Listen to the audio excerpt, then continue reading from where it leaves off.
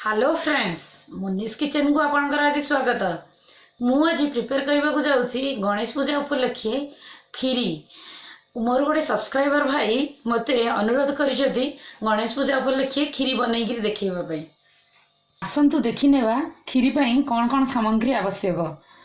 150 ग्राम चाउल को मु बतरेकी रखी थी। एटा बासमती चाउल मु नेइची, आपण खीरी चाउल भी नहीं परिबे। चीनी मु स्वाद अनुसार पकेबी कहीं ना मु मिल्क मेड पकाउची। मिल्क मेड मु 100 ग्राम नौची। काजू, पिस्ता, आलमंड, इलायची पाउडर। मु 1 लिटर क्षीर मु गरम करने गोटे बड़ बर्तन रे बसई देलिनी। एपटे मु प्रेशर कुकर रे चाउलटा को सिझे देवी, कारण क्षीर रे सिझेले से बहुत टाइम लागिवो। सेथि मु प्रेशर कुकर रे चाउलटा को टिके सिझेगिरी मंथिगिरी खीरी रे पकेइबा।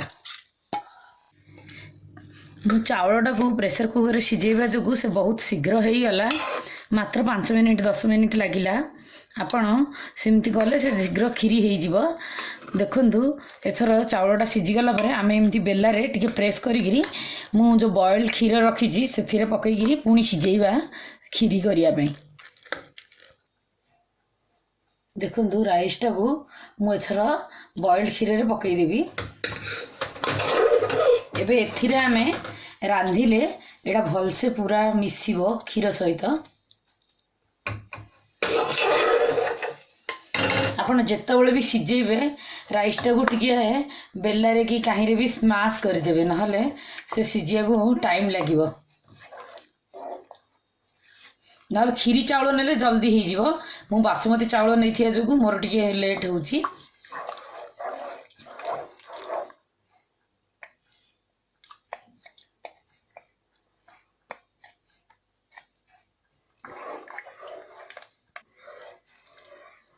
एबे राइसटा को क्षीर रे आमे रांधिबा।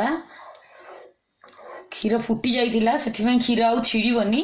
एबे केत समय पर्यंत इमदी करबा आमे देखिबा क्षीर बहळ हेई गले त आमे सेथिरे मिल्क मेड, चीनी आउ काजू ए सब मिसेइबा। मु एबे देसी घियो रे काजूटा को भाजी देबी। भाजी देले तार फ्लेवर भलो आसीबा। और देसी घियो भी आमे टिके खीरी रे पकाइले से बहुत भलो वासना हेबो।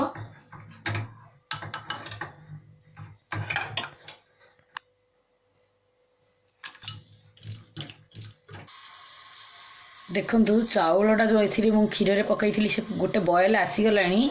एबे आमे मीडियम सिम रे रखी देबा। मु हाई हीट रे करथिली, मीडियम सिम रे रखी देले ए भल से रांधी हबो। चाउलटा क्षीर सहित मिसी जिवो आ पूरा क्षीर भी गाढ़ा हे जिवो। गाढ़ा हे गेले आमे मिल्क मेड, चीनी सब पकेइबा। जो काजूटा गोल्डन ब्राउन करी ही छाणीबे। आपण बेसी समय भाजीबेनी जेथिरे कि काजूर पोड़ा अंशटा हे जिवो।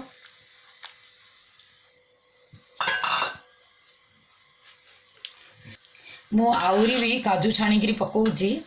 आपण खीरी रे जेते प्रकार ड्राई फ्रूट्स पकई पारिए सेते भल लागिवो। काजू, पिस्ता, बादाम, किसमिस आपण सब पकई पारिए। काजूटा छाणिले से क्रिस्पीनेस रहिबो आ खाइबा को टेस्ट लागिवो। बिना छाणिकी आपण पकईले एते क्रिस्पी आसीबोनी। खीरीटा को आपण पाखरे ठिया होगी घांटू थे बारंबार, नहले से तल आड़ू लगिगले पोड़ीज आ पोड़ीगले खीरीर स्वाद बिल्कुल आसबनी। आपड़ खाइबा को बिल्कुल भल लगे। आपड़ खीरी बसैले केबे भी गैस पाखर जिबे ही नहीं। देखंतु खीरीटा एथर हेई गलानी, प्राय सिझी गलानी, से क्षीर कमी गलानी। एथिरे आमे मिल्क मेड पकई देबा। एबे आपण मिल्क मेड बदल रे अमूल स्प्रे भी घांटिकी पकई पारिबे। बहुत टेस्ट आसीबो अमूल स्प्रे रो भी टेस्ट।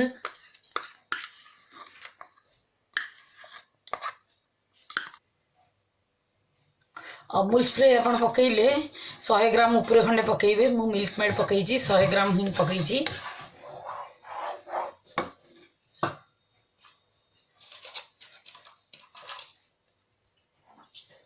एबे खीरी रे मु हाफ स्पून इलायची पाउडर पकई दूची।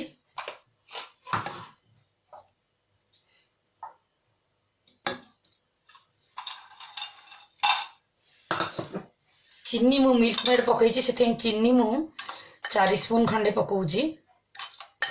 आपण देखिक स्वाद अनुसार पकेइबे। मुझे कम मिठा करी बोली से कम चीनी पकाउची।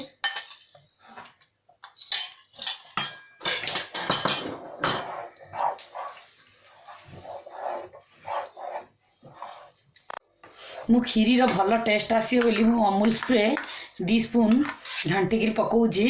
एटा प्योर ऑप्शनल, मु चीनी कम पकाउची तो से खीरी रो बहुत भल टेस्ट दिए अमूल स्प्रे मिल्क मेड सब पकईले।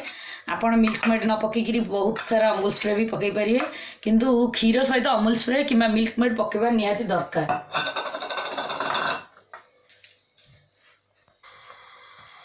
एथिरे मु छणा जो काजू रखी पकईदेली। खीरी एथर हो गलानी। आपण सिझेगी प्रेसर कुकर चाउलटा कले देखु खीरी अध घंटा भी लगुनि हो जल्दी हो जाऊँगी से।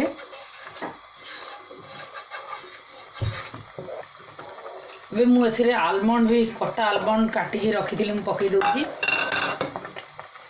पिस्ता भी पकई दूची।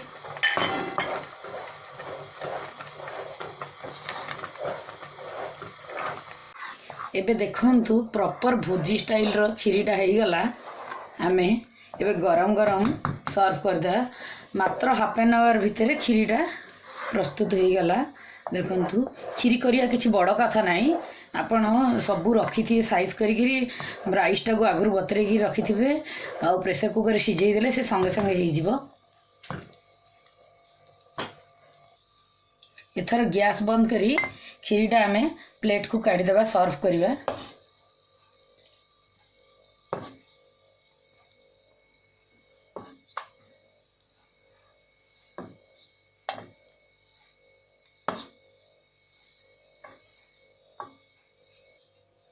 एबे खीरी रे आमे टिके बादाम काजू और पिस्ता रे सजई देबा गार्निशिंग करी।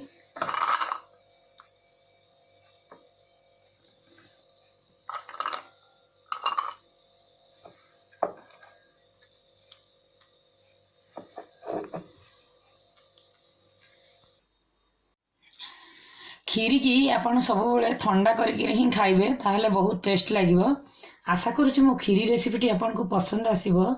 आपण मुनीस किचन को लाइक एंड सब्सक्राइब करंतु, फ्रेंड्स रिलेटिव सहित शेयर करंतु।